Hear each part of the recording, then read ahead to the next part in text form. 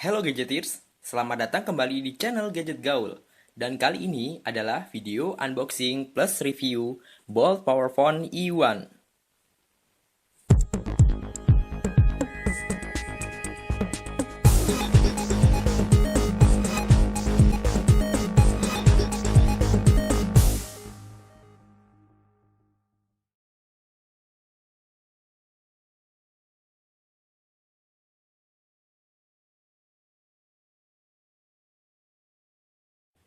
Ya masih segel ya, kita buka segelnya dulu.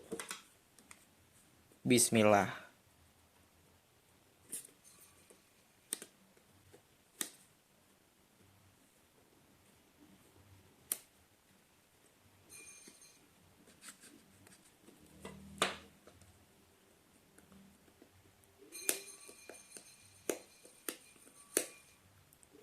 Nah, sudah.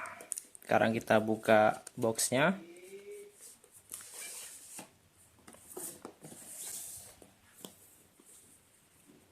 Didominasi warna putih boxnya di bagian dalam. Ya, ini adalah Bolt Powerphone E1. Kita taruh dulu.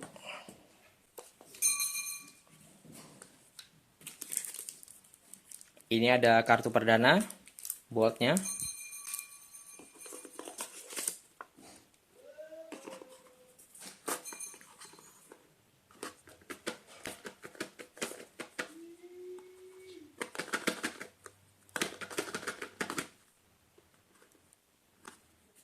Ya, aksesoris lainnya masih tersimpan di box lagi.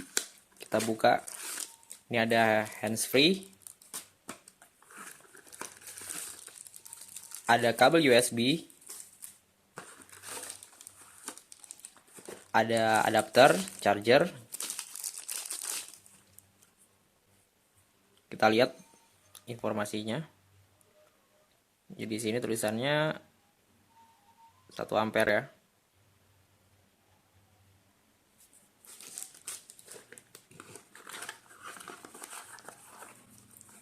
Lalu ada baterai. Kapasitas baterai 2200 mAh.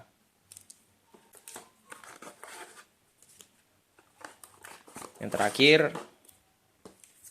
panduan singkat dan juga kartu garansi. Di sektor fisik, penampilan smartphone Bolt Powerphone E1 ini cukup menarik. Dengan desain yang curvy namun tetap stylish. Smartphone ini dibalut dengan bodi berwarna hitam dengan cover belakang berbahan doff yang membuatnya agak kesat dan tidak licin ketika dipegang. Di bagian kanan terdapat tombol power dan volume yang penempatannya cukup mudah dijangkau jempol gadgeters. Port micro USB terdapat di bagian kiri dan port jack audio bisa gadgeters temukan di bagian atas. Terdapat lampu di 3 tombol kapasitifnya. Tak ketinggalan, LED notifikasi juga hadir di smartphone ini.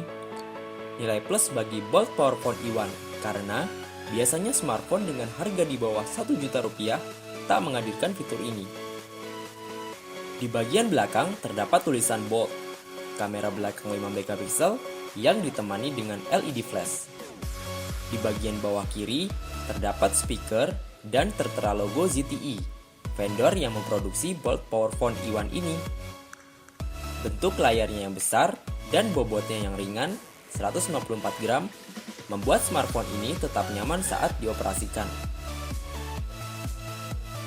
Dibanderol dengan harga yang tidak sampai 1 juta rupiah, Bolt Powerphone E1 memiliki layar berukuran 4,5 inch dengan resolusi 480x800 pixel. Ukuran layar ini lebih besar dari rival terdekatnya, yaitu smartphone Android Max PC dan ES, yang hanya 4 inch dan dibanderol dengan harga yang sama. Kerapatan layar Bolt Powerphone E1 mencapai 218 pixel per inch. Konten gambar atau video yang ditampilkan di layar terlihat bagus, meski tidak setajam layar smartphone lain dengan resolusi HD. Catatan minus dari layar Bolt Powerphone E1 ini adalah belum adanya sistem proteksi layar, seperti Gorilla Glass atau Ogyssey Dragon Tail Glass. So, Lebih baik Gadgetirs melapisi layar smartphone ini dengan anti-gores tambahan agar tidak mudah lecet. Saat diuji dengan aplikasi multitouch tester, layar Bolt Powerphone E1 tercatat mendukung hanya 2 titik sentuhan secara bersamaan. Sudah multitouch sih, namun kurang maksimal, apalagi saat digunakan untuk bermain game yang membutuhkan banyak kontrol sentuhan secara bersamaan.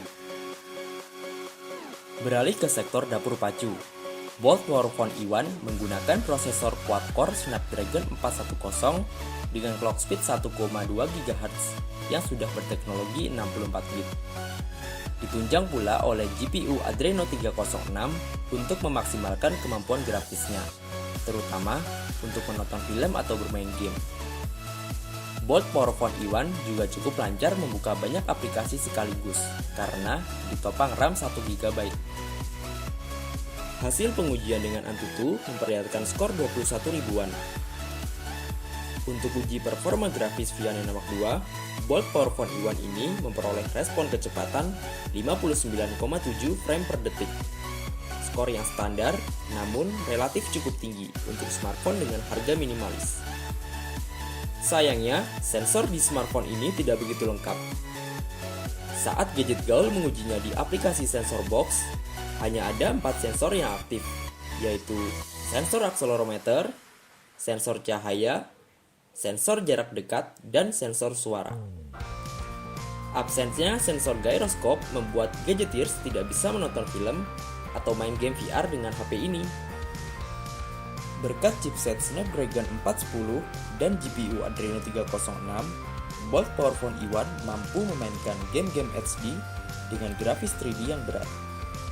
Gadget Gaul mencoba memainkan game Subway Surfers, Raging Thunder 2, dan Marvel Future Fight yang ketiganya mengusung grafis 3D. Beberapa game memang terasa sedikit lag, namun masih layak dimainkan. Membahas lebih dalam lagi, Bolt Powerphone E1 ini sudah dibekali penyimpanan internal berkapasitas 8 GB. Cukup luas untuk ukuran smartphone dengan harga di bawah 1 juta rupiah. Namun, jika ditelusuri lebih dalam ke pengaturan memori, kapasitas penyimpanan internal yang bisa dipakai hanya 4,90 GB saja. Sisanya, 3,10 GB sudah digunakan untuk sistem ROM Android. Total kapasitas penyimpanan bebas yang bisa Gadgetirs gunakan saat pertama kali adalah 3,89 GB. Tidak banyak aplikasi multimedia bawaan di Bolt Powerphone E1 ini. Ada music player, video player, dan FM radio. Saat menyetel musik, suara yang dihasilkan dari speaker cukup keras. Meski pada saat volume di set maksimal, suaranya terdengar pecah. Kualitas handsfree bawaan juga tergolong biasa-biasa saja. Jika Gadgetirs adalah pengguna Android yang suka foto-foto, maka Bolt Powerphone E1 ini mungkin smartphone yang cocok untukmu. Kamera belakang beresolusi 5 megapiksel yang telah dilengkapi dengan fitur LED flash, geotagging, dan face detection. Pengambilan gambar juga cukup cepat, dan Gadget Gaul tidak mengalami lag saat menekan shutter kamera berkali-kali. Gambar yang dihasilkan memiliki detail yang baik dan saturasi yang akurat saat digunakan di kondisi cukup cahaya. Namun, saat digunakan di kondisi minim cahaya, terlihat banyak noise pada hasil foto. Yang menarik, kamera belakang Bolt Powerphone E1 juga bisa digunakan untuk merekam video dengan resolusi maksimal 1080p atau Full HD. Cukup mewah untuk ukuran sebuah smartphone di bawah harga 1 juta rupiah. Tidak ketinggalan, fitur pendukung standar seperti Bluetooth 4.0 dan GPS juga dimasukkan ke dalam smartphone ini. Sayangnya, Bolt Powerphone E1 tidak mendukung fitur USB on the go, di mana Gadgetirs tidak bisa menghubungkan flash disk atau perangkat berbasis USB ke smartphone ini. Kapasitas pemasok daya ponsel pintar ini memang disesuaikan dengan kelasnya, yaitu ponsel pintar entry level. Baterai yang disematkan berkapasitas 2200 mAh. Terbilang cukup, namun tidak terlalu spesial. Terutama jika gadgeteers gemar chatting, mengakses media sosial, atau bermain game dalam waktu yang lama. Screen on time yang didapat dari penggunaan standar aktif adalah 3,5 jam, atau bisa dibilang 12 jam penggunaan.